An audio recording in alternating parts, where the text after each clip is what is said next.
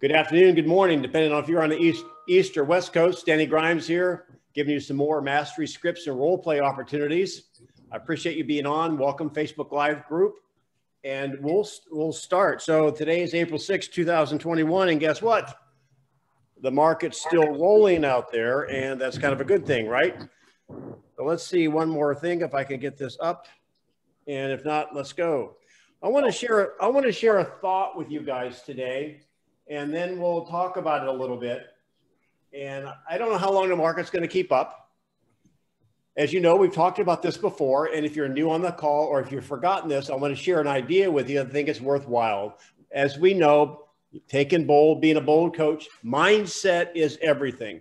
How we look at this market and how we set expectations is everything. And so what I would like to do, first of all, is say, you hear everyone say that we're in a seller's market. Well, I'm just going to push back on you just a little bit on that and say that I think we're in a winner's market because I think both sellers and buyers are winning. So that's pretty cool, right? And I want to share a thought of the day based on what I see happening. And I just got back from vacation. I've been talking to my wife. She's got a transaction going on with one of her personal sales. And I talked to some team members, and I'm thinking about, my thought of the day is, what would be the perfect listing? What would be the perfect listing? How would you set it up? And evidently that's not going to cooperate, so I'm just going to shut that off so it's no distraction. The perfect listing. Okay, so we're attempting to, it's not business as usual anymore right now. I mean, we're having kind of an awesome market, something we've not seen. I've never seen it before. And we're learning as we go. And by the time we get it all wired, I trust the market will keep moving forward. So we have got a system now that we are letting our agents, we're letting our buyers, and in many cases, letting the other agents in our office know, hey, there may be a listing coming down the pike. Now, listen, agents out there, if you're not following up with your database by letting them know of potential future listings, you're missing an opportunity to build a great rapport and a relationship with your database. Everyone is curious right now in the market of really what's going on, even if they're not ready to buy right now.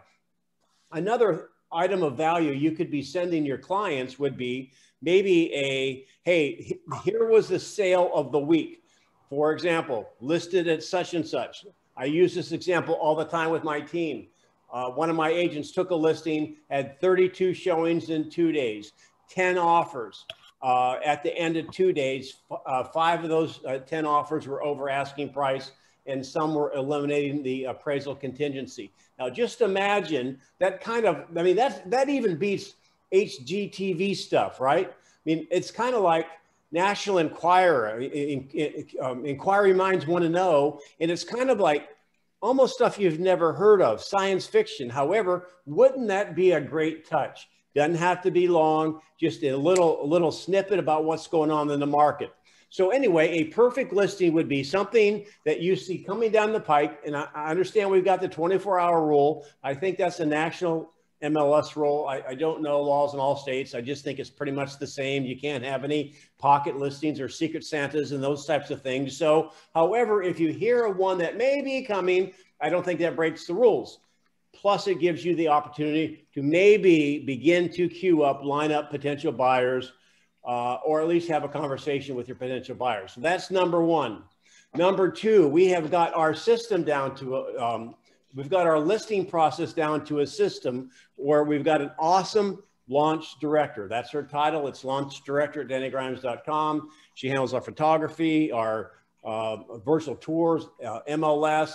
Now, rather than her launching it after she gets the seller's permission, she always gives us about a 48-hour notice or a 24-hour notice prior to the 24-hour notice, so we can go ahead and schedule our first pre-launch open house. Again, in this marketplace, it gives you an opportunity maybe to pick up some buyers, maybe sell it, whatever. Although you're going to hear in just a second, we're really not trying to sell the house out from under the exposure to the whole market. Because one could argue, and I would agree with this, is that If you just show it to one buyer and that buyer pays asking price, that buyer pays $10,000 over asking price, can you really be sure that that was really the best for the seller? We're not attempting to do that. We just want to get our buyers have a chance to be in the game. So again, we have a 24-hour prior to launch preview open house or pre-launch open house. So that would make it a perfect listing. So we have advance notice to our team so they can get to their buyers. We'll let our office know too, as a courtesy to our office agents, etc. And then the pre-open house launch. The next thing, what we want to do is, why don't we make, and this is a conversation my wife and I were having over vacation, why do we make everyone crazy? Just getting ready for this call, I had a call from another agent. Hey, what about that offer I sent over? Again, because I have a team and I've got a number of people that list, I am the last person they want to call to figure out what's going on with an offer, right? I've got all our other agents are the co-agents, so I just got them in touch. Now that agent was kind of like, hadn't heard anything for a day or two, and buyers agents are fretting. Buyers are fretting, sellers are going nuts. Why don't we just make it a perfect listing? We take out all the stress. Now, wouldn't that be awesome? Wouldn't that be an awesome value proposition that you could basically share with your seller? And I think your fellow real estate agents would like that as well. So, for example, number one would be in a perfect listing. In fact, let me ask you this question. Every listing we have has at least one thing. Every listing we have has one requirement. What is that requirement? It is the asking price. Why don't we just list things then with no asking price? Hey, it's for sale. Come take a look and make an offer. That would be kind of ridiculous, right? However, every other point that is on a contract is a point of negotiation. So why don't we start specifying this is what the seller's expectations are? Because in a multiple offer situation, and we listed a home not long ago, John did in Naples, and it was listed just over $1 million, and we had a $700,000 offer, and we had a almost a $1.2 million offer. I mean, evidently the $700,000 buyer didn't like it as much as the $1.2 million buyer, right? It was a wide variation. And if you're having multiple offers and there's a wide variation, why don't we, well, WTF, where's the fun in that, right? Everyone is stressing out. So why don't we, as a listing agent in a perfect listing, why don't we just say, this is what the seller's expectations are? Number one, if you want to show the home, here are the showing times. It's going to be blank to blank. Now, if it's vacant, it may not matter. However, why don't you then customize the showing to meet the seller's lifestyle so they're not going crazy? We had on that one showing example that I just shared with you from our office, 30-some showings in 2 days. So you figure it out. That's 16 showings in an 8-hour period. So that's 2 showings an hour. They just went and got a motel room. They were just tired of the whole thing. So they're going crazy. If we would have had this system in place, maybe things would have been a little more sane. So why don't you set up the showing times? Next, why don't you put what your standards are, what you would expect, what your seller expects, or you and your seller expect as an offer comes in. Number one, specify the type of contract. I mean, in our specific area in Florida, we have what we call the FAR bar, and we also have the as is. Now, some counties are different. For example, I've got an office in Fort Myers, which then there's Naples, and they have their own contract. So why don't you, if you have multiple contracts, and there's advantages and disadvantages between an as-is contract and what we call a FAR bar, which means there's the buyer can do an inspection but can't cancel if the inspection repairs are within a certain tolerance level, right?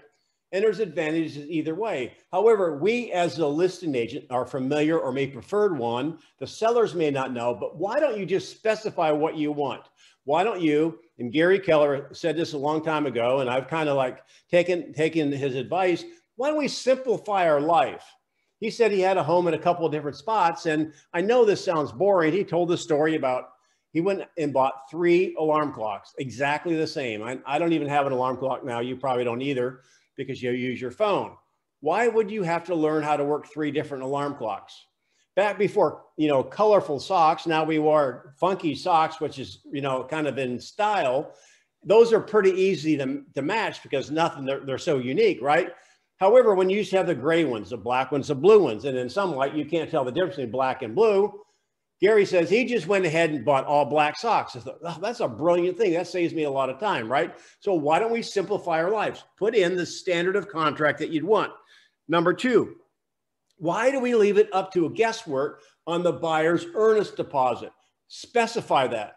I know that sometimes we put that in comments. However, we're talking about the perfect listing. Here's the showing times. Here's the contract we want to use. Here's the escrow we're going to require. Next, here's the closing date range. Rather than leave it blank, just tell them, we don't want a closing for 45 days, 60 days. We want a closing inside 60 days. Tell them, because many times in multiple offer situations, they only get one shot. Help them, because you know what? From a buyer's perspective, you guys know this. They're playing, they got the Ouija board out trying to figure out what dates they should put in there. And many times, and of course, if they're not specified, a good agent's going to call the listing agent, right? And find out what's best for the seller. Yeah, but that makes the listing agent crazy because now they have 15 people calling. You get what I'm saying. Why don't we just make it easy? Hit the easy button. Next, and this is a big one. Why don't we, as listing agents in the perfect listing, specify contingency limits? All right, so we know that you have financing. In fact, I think I've got a list here. You got financing, you've got appraisal, you've got inspection. You may also have, well, I think those are the big ones. You got financing, appraisal, and inspection. So if you're not going to require, if you don't want financing, if you don't want FHA, VA, or whatever, specify that. If they're going to come in with financing, then you don't want a financing approval, then specify that. Appraisal, we've talked about this over and over again, and it's going to get worse because now we've seen a very sharp, in our area, sharp uptick in the marketplace. In fact, what's kind of interesting, I wrote this down. I haven't done the calculation yet. If you're bored listening to me, why don't you get out your calculator and you can type in the chat what the difference is year over year March. So last month, compared to the month in 2020, we had a $278,000 median sales price in Fort Myers or Lee County. And just last month, it was $345,000. So prices are moving very quickly. In fact, it went from $300,000 in January to $345,000 in March. Yay. I mean, that's good for sellers and buyers. However, do you think the appraisal issue is going to be with us for a while? Absolutely. And many times, just be upfront with people. It's not going to appraise, so don't take an appraisal contingency. And the next one, I don't know. I see my wife on here, which is really weird. I wonder if she's on the wrong channel. We were talking just the last couple of days on the house that she has for sale about the inspection contingency. And it gave me an aha. So I totally understand people don't want to buy something without having an inspection. Now, there's a couple of ways around it. Sellers can take a hard line, no inspection contingency, right? Another, they can have an inspection done, and here's the inspection. Let them look at it. And if they like it, great. If they don't, great too. Either way, if you want to go overboard, you'll have 2 different companies do a pre-listing or a pre-contract inspection and provide it to them. So we were talking through this, right? And here's the thing that I don't understand.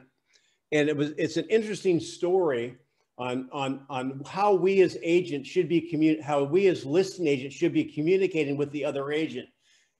Because remember, he who asks the questions controls the conversation. So when you're having conversations with other agents and they're asking all the questions and they're in control, right? So why then? It seems like if people want an inspection contingency, And it used to be 14 days, and now we get super aggressive. It's going to be 10 days. Why does there have to be 10 days? For example, and let's just have this conversation just for a second. So if you were the agent and you had a buyer that wanted a 14-day contingency, and I'm just going to ask you, 10-day contingency. So are you saying, my first question would be to set them up. Why do you want 10 days? What might they say? Who can mic up? What might they say? Why do you want 10 days? Because I want to keep shopping to see if a better house comes up and I can cancel this one. No, that's what they're thinking. They're not going to say that. But that's what they're thinking. Yeah, we'll see. I like the floor collar. Actually, some of the buyers, agents and buyers are saying that they've called or they have heard that inspection companies are so booked, they're not going to be able to get to them in time. So they need that time to be able to get it inspected and get their reports back. Okay, thanks, Judy. Now, my wife was speaking up first, and she's always wants to go to the heart of the matter. She was telling you what buyers are thinking. And if you didn't hear that, because there was some background noise, listen, they're putting an option on the home for 10 days. So Judy, what Judy gave me is the answer you're going to get from most agents. Whether it's the truth or not, I don't know. So Judy, hang with me because you're cool on a role play. You're not shy. So other than that, Judy, is there any other reason why your buyer feels comfortable with 10 days?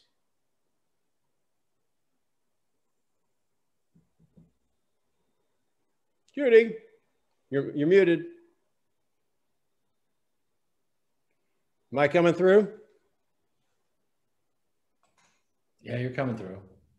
Judy, come on. Where are you? Role play with me. All right, Jay, can you hang with me? Jay, can you talk to me? Yeah, I can talk. All right. So other than that, is there any other reason why your buyer wants 10 days? I want to have the property inspected, period. And I'm not going to close on a deal until it's inspected. I got it. But I'm just kind of curious, Jay, why you have 10 days down? Because I can't get someone out there sooner than that. Okay. So now that's where Judy was a second ago. So just stay with me. So other than that, is there any other reason why your buyer wants 10 days? Now, you guys, here's the strategy. Notice I did not say why you want 10 days because I don't want any animosity between agents. Buyers and sellers come and go. I've always done my best to play nicely in the sandbox with other agents. I know they can drive you crazy sometimes. I'm just doing my best. And don't take this wrong, you guys. The more skillful agent will keep ego out of it longer than the ones that aren't skillful. And when ego gets involved from buyer or seller or agent to agent, you know, it kind of goes haywire from there, right? So Jay, other than that, any other reason why your buyer wants 10 days? No. Awesome. Now I'm getting ready to checkmate him. So if let's just say the inspector could do it tomorrow, their only opening was tomorrow. So they'd have the inspection in one day. What would they do next? They're going to write a report in the next day after that and hand it to the client. Okay. Well, they're going to be at the inspection. So the report really is secondary to being there, correct? So are you saying then that once they get the report, they need 8 or 9 more days to think about it? No. So then help me understand why they want or / need 10 days. Well, if we can get the inspection done quicker, they don't need 10 days. Listen, if you guys don't go and you don't buy the idea of this perfect listing, that's the conversation you listing agents should have with the buyer's agent. Because the reality is, in most cases, unless they're an absentee buyer, that buyer is going to want to be there. And if you're going to have an inspection contingency at all, it's 24 hours, 48 hours. Get this though. So Jay, listen, I've got an inspector on call. It's home team. You've probably heard of them. They do inspections for everyone. I use 3 or 4 different inspectors, so I don't own the company. They're available tomorrow. If they're able to do the inspection tomorrow, then could we reduce that contingency down? No, I've got my own inspector who's done an unbelievable job for me. I like to use him every single time. Now, okay, I'm not being personal. I'm not being personal. Now that's ego. Okay, I got it. Well, here's what we're going to do then. How about this one? And this is the idea my wife and I were kicking around the idea. Say, okay, tell you what, if you want, then you want 10 days, that's okay. If we go with your offer, I don't know if we will yet. If we go with your offer, we'll give you the 10 days. However, we're not taking it off the market. Meaning if another contract comes in, we'll take it. Let me take a look at the inspectors that you're offering up. Do you have reference numbers? Can I call them and see, who's used them, et cetera? Okay, so all right, let's have this. Here's my 1,000-foot view. It would not be fair to put all the inspectors into one category, just like, hey, look, put all the agents into one category. However, would it not be fair to say that probably there's a half a dozen, depending on the size of your market, there's more than one, there's your favorite. However, there's probably more than one that would do an adequate job. Would you not agree with that? And Jay, you're the one, Mike. Would that be a fair assessment? Yes. So, okay, so now what I like about his answer is this. In fact, Jay, this is representative, so thanks for doing this. What went through your mind? This is what I was watching, thinking you were doing. You were at the fork of the road. All right, do I let my ego take over and say, that's not fair to my buyer? You're going to leave it on the market? Or do I see how I can make this work for my buyer? What was going through your mind? Exactly what you just said. I can't be selfish about it. If there's a way to get some indication that there's an unbiased inspection company that can do it, I got to get this property for my client. You just worked me back into that. So I want to just stop here just for a second. I'm not done. I've got a couple other things here, one or two more things to do. Then I got some role plays. I want to talk to you guys a little bit about what you just heard. If the listing price is specified in the listing agreement, why don't we specify the other things and stop the craziness? Any comment on that? Lori said it may highlight need for supplementary inspections. Sonny, you're a little bit garbled. Say it again. Lori said it may highlight need for supplementary inspections. All right. So it might need some supplementary inspections, right? And okay, so could that be mitigated? So the inspection comes back, report says, listen, your AC is not cooling within standards, or you might have to have a pool guy go look at that. There might be a pool leak. All right. So other than that, is everything okay? So then is that something you can negotiate? Or yes, it is. Or you can, or not. What do you think? All right, so let's talk in terms of if you are the listing agent and the seller, can you see how if we started getting a little bit better and a little bit, instead of giving them that much leeway on the offers, we give them a more acceptable range of tolerance? Would that not make our lives easier and our sellers' lives easier? You can say yes. Put your comments in the chat if you want, because I'm going to be working with my team to do that.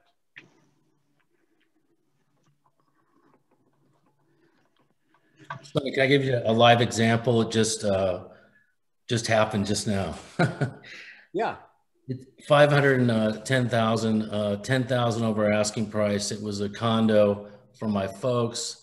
Thursday, I got the last offer, and I finally got out of the person that was the top of the list. Meanwhile, it has to be a cash deal, has to be inspected only on the 10th. That's the only day it's not rented. And all this I made happen, but just like you're saying, I mean, my God, there was so much back and forth. I mean, craziness. I mean, the last 4 days of my life for my folks has been nuts over this exact subject. I get it. I know that, and I won't share information that she doesn't want to share, just having a little inside knowledge of the issue that's going through one of the transactions in my wife's office. It reminded me, we had the same thing happen. One of my friends was selling a house. I wasn't the agent. I was just the guy he called all the time. He listened with his buddy in the gym, right? Who did real estate part-time. So he kept calling me asking for advice. And so I said that, where was I going with this? Lost my train of thought. Oh, he'd already had multiple offers, and this one was super, was the most aggressive, and he was afraid to get rid of the inspection and contingency. And this is what the buyer said. This is the same thing that Kristen's situation. I'm not going to cancel. I just want 10 days. Listen, there is no, watch my lips, no rational reason to give anyone 10 days to do anything in this market.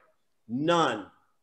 If you do that, I think you're doing a disservice to your buyer or to your seller.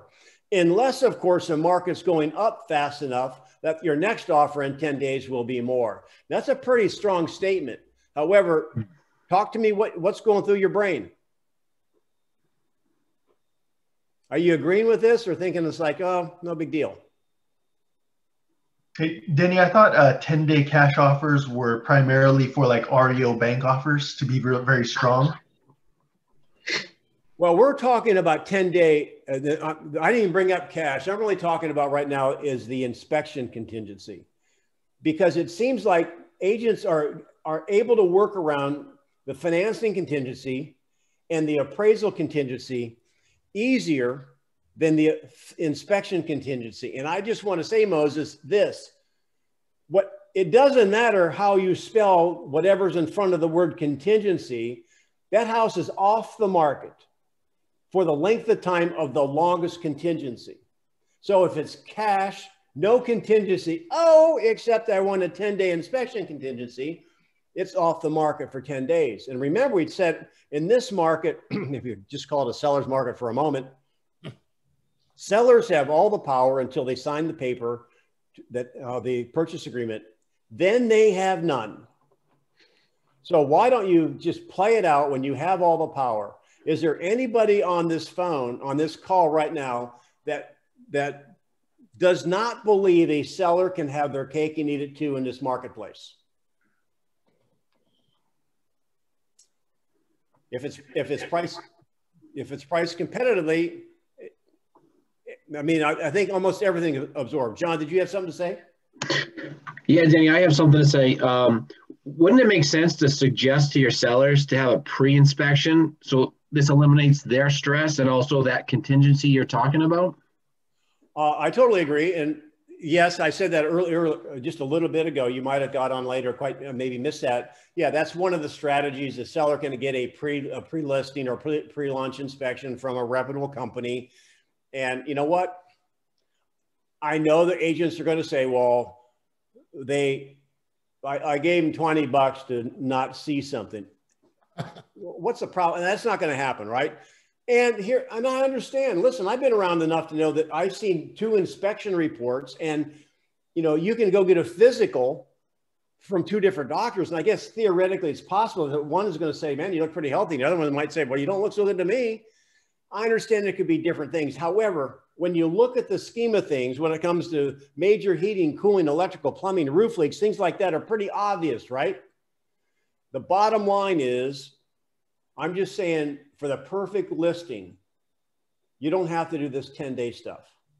And this came up, I think it was maybe after a glass of champagne. We were thinking in terms of, okay, if you want 10 days and no one's commented on this yet, maybe you didn't hear it, I'll say it again. I was talking to Jay. Jay, I'm coming back to you. If you want the 10 days, you can take the 10 days. You can take 14 days if you want. However, we're not taking it off the market, so take your time. What would a buyer's agent do if you said that? Well, I can tell you what I would do. I just went through this. I'd call everybody I know and say, give me 2 days. There you go. Well, that's fair, isn't it? Listen, you know this. Just take it to the bank. This is what Kristen said a minute ago. When you have a buyer that will stick with a transaction, even when the appraisal comes in low, I can tell you why they did that. because that happens to be the best buy on the market at that particular time. And if there's one bit of a prettier girl or prettier guy out there, whichever you happen to be in favor of, they would have dropped your house and gone for that. So that inspection contingency is the opportunity to lock it in and then shop around. Don't put your sellers through it. That's my point on that. And then the last point on the perfect listing is this. I heard this actually come out of one of Kristen's classes. It's not a brand new idea. It just reminded me, it's like, this is exactly what we should be doing now. So whenever you launch it, and I don't know what this might be, you can kind of put in your chat or share with the group, what do you think the optimum number of days of exposure are in order to get the highest price? I don't know. However, why don't you say, listen, let's say you list it on a Monday. And then you say, the seller is not even going to be looking or considering or opening these offers until X number of days. Let's say Thursday by 3 p.m., at which time the seller will be evaluating each offer. So just for a moment, think of yourself as a buyer's agent. Now, I believe in integrity, right? So if I said that, and I'm going to get the seller to agree to that, I'm going to make sure that they live up to it, because there's be nothing worse for our reputation as agents if that's what the seller tells you up front, and then they see an offer for $6 million over asking price and they take it. Now, your word is no longer good. So that would be a problem I'd have with the seller. So imagine you as a buyer's agent. How much better would your buyer's life be if they didn't have to rush to be the first one to see it, the first one to get an offer in, to call every 30 minutes? Listen, put your best foot forward and it will be evaluated in X number of days by X, whatever. And in fact, I wrote something out here. This may not be the exact wording. I said, this is what I put into confidential comments in our MLS. Seller will review all offers after 3 p.m. on X day. The seller may not counter any offer, so please have your buyer make their best offer first with the included stipulations, which I just went over. And then there you go. Now, you know what? The seller doesn't have to, you don't have to be, 3 o'clock in the morning. You got to be handling this, sending that over, blah, blah, blah. Your life can slow down. Is anybody using something like that?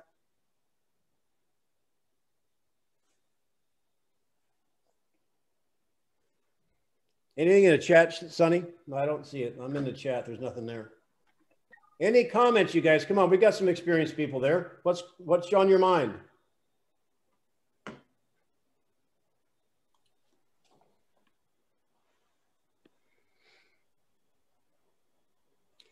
Now that we've talked, go ahead, Kevin.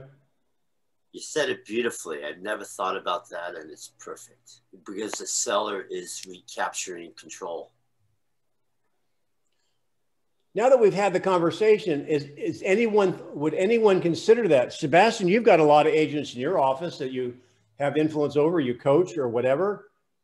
Is this something you would recommend to them?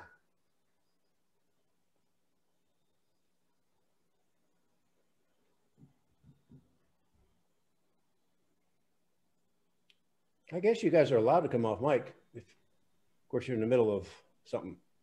Hey, Denny, John Eccles here. Hey, this is something that I've been using recently, and I like the last part of your piece where it says seller may not counter. So please put your best in. But what I've been doing is putting the MLS listing on Wednesday or Thursday and giving them until Monday at 5 p.m. And then the sellers will review all offers and respond by Tuesday at noon.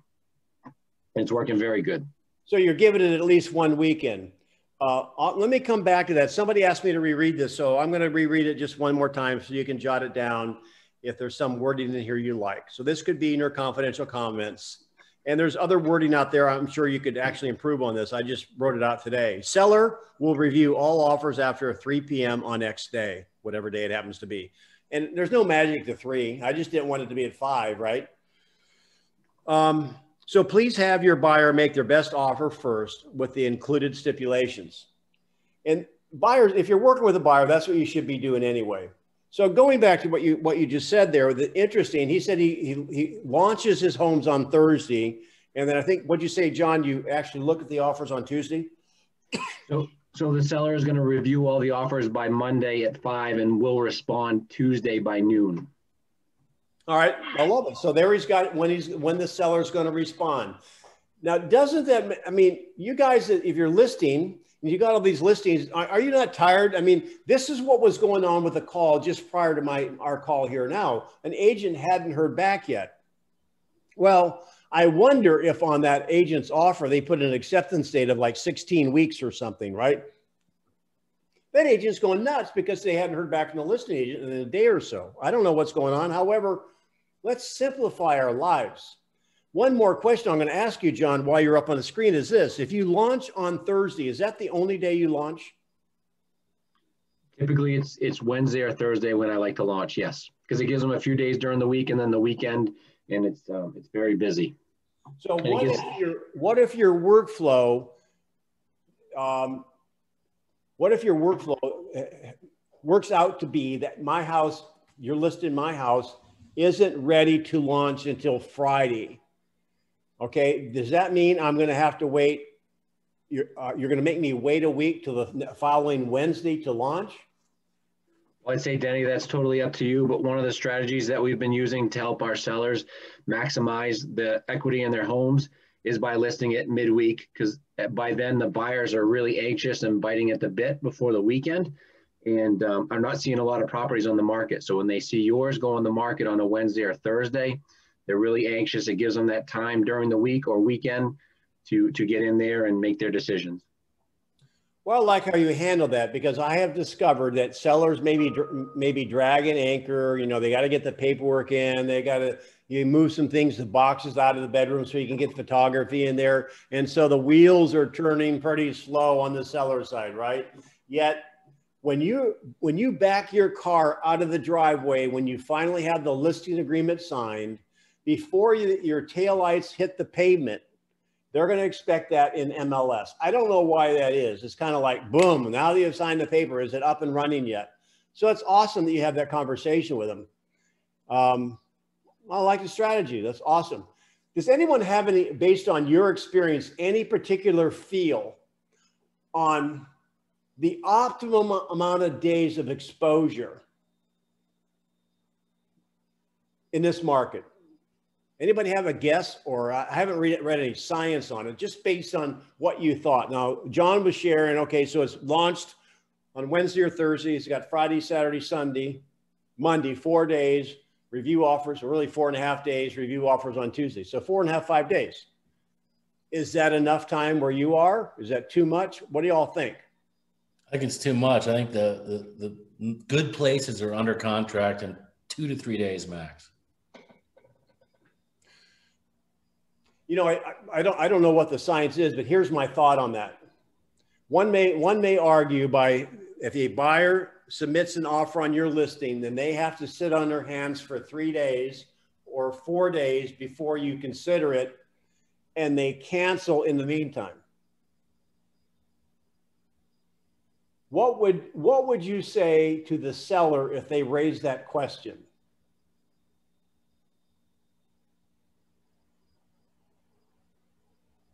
I'd say this wasn't the perfect house for that buyer, and we probably saved ourselves some time and frustration down the road when they backed out because they found that other perfect property for them. Yeah, see, that's what I wanted. That's what I wanted to hear. Here's my blink on that. No way to prove this. However, my blink is that if you lose a buyer between the time they submitted the offer and the time your seller is going to review it, whether or not you put these stipulations in or not, let's say that you selected them. And you know what, in the first 15 minutes, right? Then they found this other pretty girl type thing, this other home they like better. They'd have dropped you like a hot potato anyway. So it actually probably doesn't hurt you, because, you know, you might as well not go through that consternation of doing the paperwork and then having them cancel. I just think it's possible in this particular market too. Because it's a strong seller's market, have the buyers, and I don't mean this negatively. Here's the way that we're going to sell the property. Here's our expectations. And we're only looking for people that want to work inside these parameters. And the sellers can make that parameter very, very strict and narrow. Why not do it? Because it's going to make everyone's life easier. So food for thought. I'm going to see if my guys are going to buy into that and do that. I just think that is probably the way to go. I think everyone, buyers agents, buyers, sellers, and listing agents are all going to probably be glad of that. All right. So 2 weeks on the market, usually 30 days is a normal market. Interesting, David. Interesting. All right. So I had a couple of things. Anybody have something they want to role play?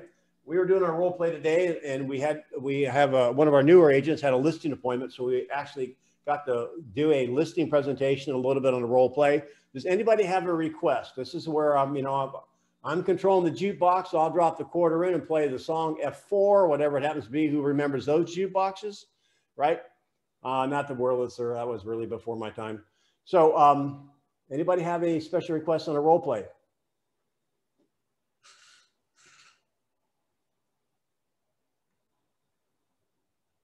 All right.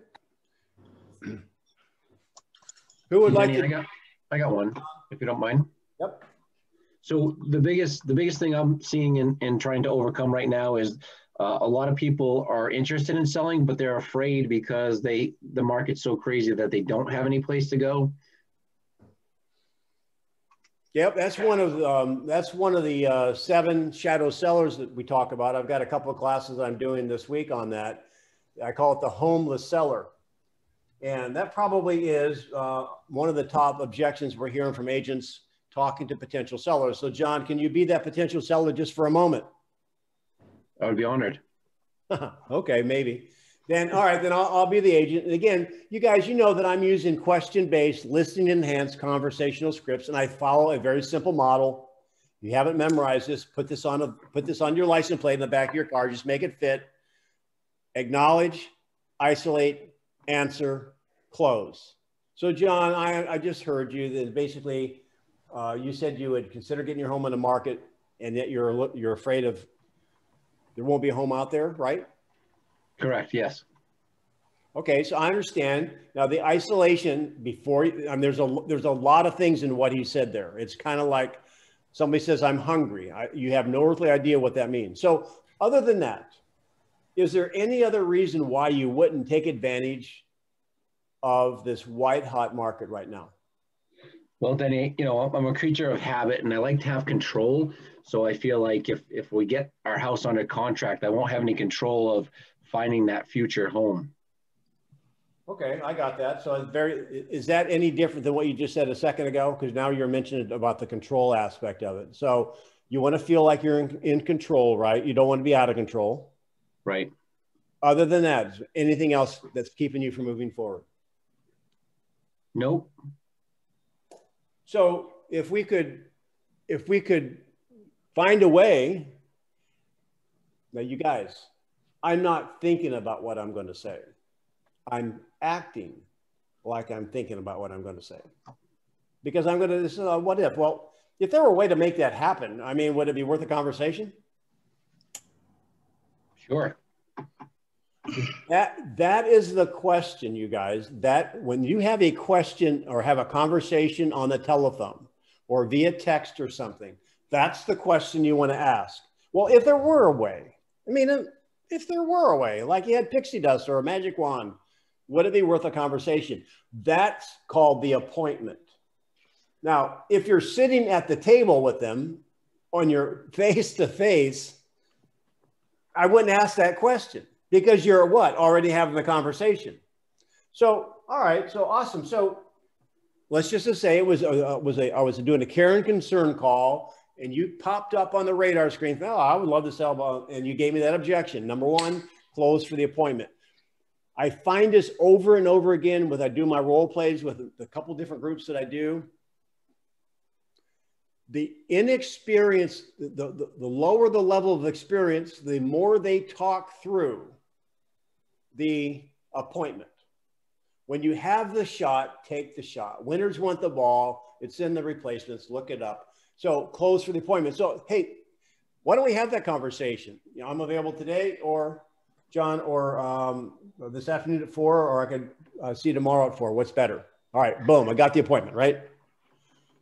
So I might at that particular time, I'm just, let's say close to the appointment. So John, thanks for having me over. So let me ask you, so just to continue with the conversation we're in about maybe you moving, you staying in control. Now, this is the listening enhanced part, you guys. He said control with a large degree of control. You notice how he said that. This person likes to be in control. Now, they may never say that and they still like that. However, that's how I'm going to lead my conversation. So let me ask you, let's say we find a way you're in control of the whole situation. When you sell, where are you going? Now, the next piece of the puzzle, you guys, it could have happened on the phone. I just chose to do it at the appointment, is their motivation. So when you do move, where are you moving to? Denny, that's a great question. We like the town we're living in, but we'd like to downsize a little bit. The kids are going to be graduating and we won't need as much space. Awesome. Any other reason why you'd be considering to move? Now, what am I doing? I'm following the model again. I acknowledge I'm isolating. Get it all on the table. Yeah, that's it. Yeah, but there could be other things. Well, it's closer to my wife. My wife's got a promotion. It's closer to the work, or whatever. Get it all out there. So let me ask you, the next thing I want to do is I want to eliminate their fear. Sometimes lack of control comes from the fear of, well, I'm in this house right now, and where I want to move over to Oak Haven, in the neighborhood, and yet I can't afford that. And so I'm waiting on an unrealistic situation to happen there. So you might be working with a seller that wants to go to another section of town, another state, and it really is out of their budget. So what is their real concern? It's not really selling and not being able to find something. It's selling and not being able to afford something. There is a big difference. So that's the next thing, the next little thing I'm going to knock off the shoulder, right? So have you been shopping a little bit online, just kind of watched it around about the area, town, and type of home you might downsize to? Geez, Denny, I haven't really. It just, what piqued my interest was my neighbors and what they listed their house at. It just was a tremendous amount from what we paid for it, 5 years ago. So we'd like to maximize and get some extra equity out and save up for the future retirement. Whoa. Okay. So now, all right. So now, well, let me ask you this, John. I mean, that is 100% true. I mean, right now we're having some people call it the GOAT market, the greatest of all time. So let me ask you this. Now, I wasn't going to go this way. However, he's the one that stated that. So now I'm going to give him the either or. What's more important to you? Getting that pile of money now, even if you don't have the right place to move into. However, wait for the right place, or maybe waiting on the right place to pop up and you may not sell your house for as much money. Which is more important? I think the right place would be more important to us than the money. The right place? Yes. Okay. So do you have any concern about you finding something that you would like, that you can afford when you downsize? The affordability isn't the question. It's more the question of if we can find something that we like. Now, here's a little bit of a challenge. So generally speaking, John, there's no rules in role playing and you are doing a beautiful job. But let me just ask you, if people have an inkling of wanting, well, I could say there's better than a 50% chance that if somebody has an inkling of moving, one of the two of the couple, if they're a couple, has probably done some scouting around. Every now and then I'll look at private jets. I'm not really in the market right now for one, although I'd like to have one. And so where I'm at, I'm kind of perplexed here a moment, because normally I want to make sure that there's not an issue with affordability. So you might then say, okay, so you might spend some time with them. Why not? You're there. Why don't you spend a few minutes? I'm not going to do it on the role play. Well, why don't we just pull up some things right now, maybe some past sales, and let them see that, hey, yeah, that would be the kind of thing I'd be looking for. And well, that was $890. Would that be in your price range, John? Yes, I think it would, Denny. So it's not a question of being able to find something. It's probably, isn't it more of a question of, you know, being able to take advantage of it when it does? Would that be the case? Yeah, I guess so. I mean, the biggest thing is we're just not seeing a lot of properties come on. So that's our fear of not finding the one that fits us. Next, write this down because this is a step in a homeless seller. Find out if they're a buyer or a seller. They're not both. They're not both. So let me ask you, John, did you have to sell this home in order to buy that home? I probably would have to do a little bit deeper research, but I could probably say 99% I do not have to sell in order to buy. Okay, then we have two paths that might work for you. Number one, and watch this, you guys. This is the listening. This is good. Both paths you have, both options keep you in control. You see how I put that back in there? Number one would be, let's go ahead and let's find that house, and you can lock it down, you know, because you have the wherewithal to do that. And when we have that secure, we can come back and sell your home. And based on this market, which we've already talked about, it probably will be gone with a top dollar in just a matter of a week or so. That's path one. Path two would be that we would expose your home to the market and find a buyer that would pay your price and let you stay there after closing, post-closing possession, until you find the right house to move into. Both of those plans, you're in total control. Which one is better for you? I think stay after closing would be more appealing to us. Okay. So we can make that happen. Would you be ready to move forward today? Yes. Okay. Now you're being nice on role play. I mean, you can push back, or any other comments. Would anybody else? If the property they want to cash out is the only one they have. So, Sonny, you have a new computer, and that mic's not working really good, although I hear what you're saying because I can hear the chat. How are they not both? How are they not both if the property they want to cash out is the only one they have? Yeah, because you mentioned that they are not both the seller and the buyer. And some of the sellers are saying, well, I can cash out, but there's not a lot of inventory. So where will I live? So if you can find me a property, I will sell, but it doesn't make sense right now because I'll buy high. Well, okay, now you're raising a couple of different things. Let's see how we I know, yeah, buy high and sell low. I remember that. I love that, you guys. That's why I call this a winner's market. Buyers are winning in this market. So let me ask you, Marcia, what is your concern? You want to sell and you want to buy, is that it? Or you want to sell and you don't want to buy high? Well, we need to live somewhere after we sell the house. Right. So. Well, can you buy the next house without selling your house? Well, no, I mean, I wouldn't really sell unless I would make some money on this one. And they're saying the market is high. So I'd like to cash out and just make that 100K, you know? Well, I mean, that's going to be a given. There's no problem there. So what's holding you back? Well, where I'm going to go live, you know, there's not a lot of inventory in Florida. And, you know, what if I don't find a house then?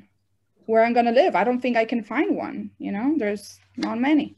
Okay. And I'm going to follow the same model. I'm just going to accelerate it. You're going to go to motivation. What takes you to Florida, Marcia? Oh, I mean, I live here. I'm a doctor. You know, me and my wife live here and, you know, I work close by and, you know, this is a nice property. We love it. But we saw that the neighbors sold for 1.3 and we were just wondering what we could get.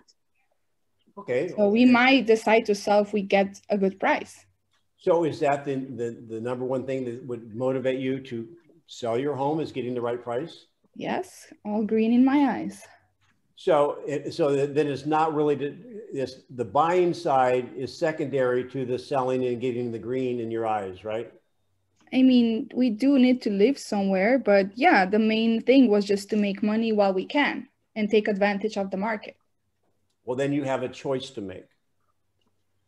Either you sell when it's the optimum time to sell, when the prices are rising, or you wait until it's the optimum time to buy when prices are falling. Which do you want to do? I mean, we do have a place to live, so. It's amazing. They could solve their own problem. So why don't we go ahead and it's like you're winning the lottery. Let me ask you, Marcia, if you could go into the casino and you were guaranteed the win, would you go? Yeah, of course. That's what the market is now. So why don't we see what your house can net you, and let's get this house on the market. Okay, jackpot.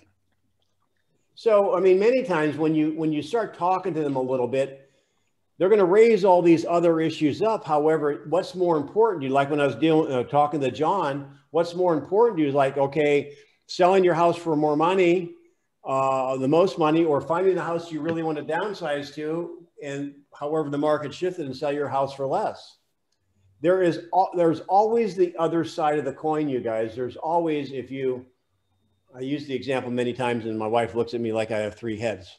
Guns are butter. Guns are butter. And so you have to help walk them through that.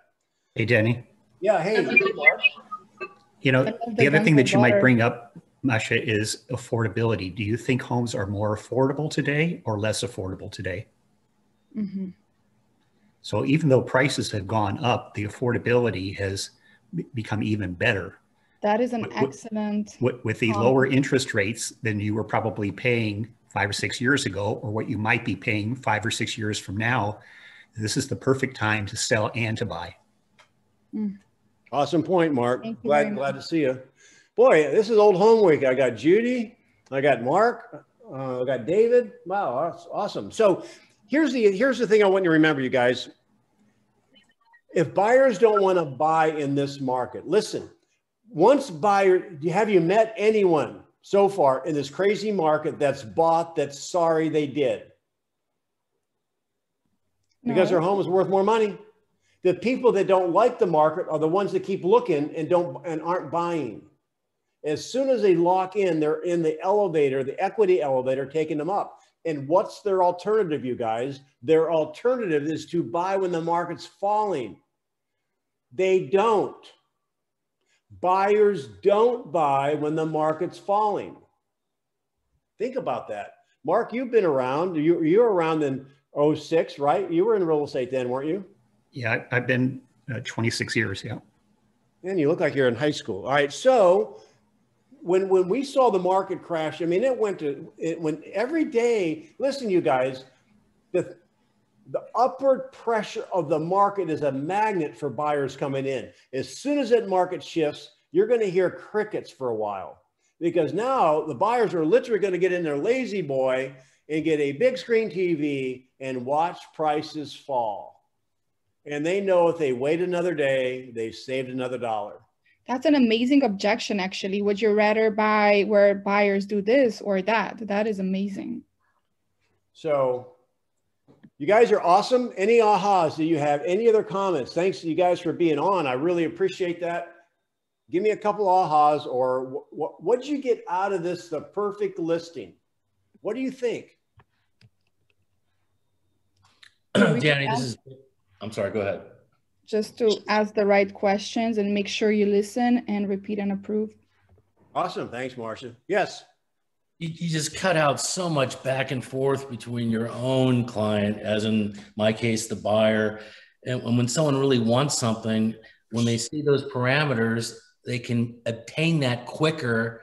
And I think thinks it'll create more sales quicker. Yes. Judy, welcome back. Did you have a comment? Hi. Just thank you so much. I think I talk too much.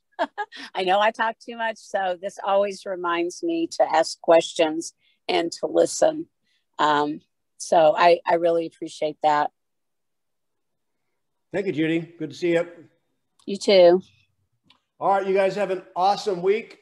And we'll see you next week. Same channel, same time, same bat channel. Be careful out there. Thank you, Denny. Thanks, Denny. Thanks, Denny. Good luck, Danny, everyone. I want to ride in that Learjet, Danny. Thanks, Denny. Thanks, Denny.